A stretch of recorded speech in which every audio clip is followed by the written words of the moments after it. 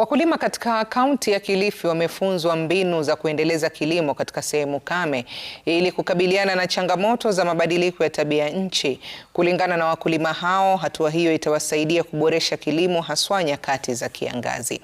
Aidha, wataalamu waliotoa mafunzo hayo wameitaka serikali kutoa elimu endelevu kwa wakulima wote humu nchini ili kufaulu kutimiza lengo la utoshelevu wa chakula.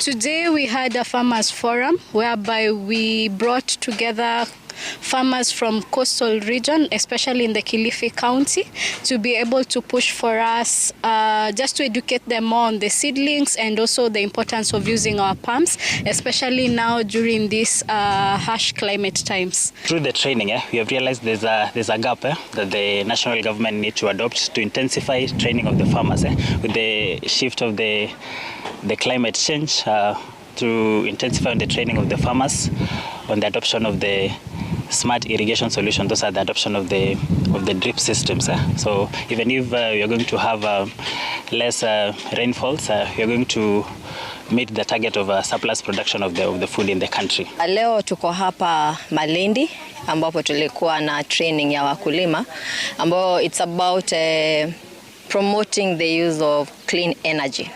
So tumefanya hii hafla tukishirikiana na kampuni inaitwa Sunculture ambayo huwa wanauza solar pumps ama units kadhaa za solar.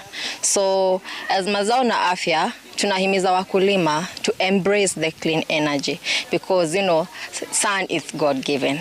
Kwa upande wa upimaji wa mchanga nilipata kuna uzuri vile kabla hujaanza kulima ama kama umeamua kulima mmea gani, ukipima mchanga ndio utakuwa una ule kujua kwamba mchanga wangu unastahili kuongezwa kama ni madini gani kulingana na ule mmea ambao utakuwa umepanga kulima.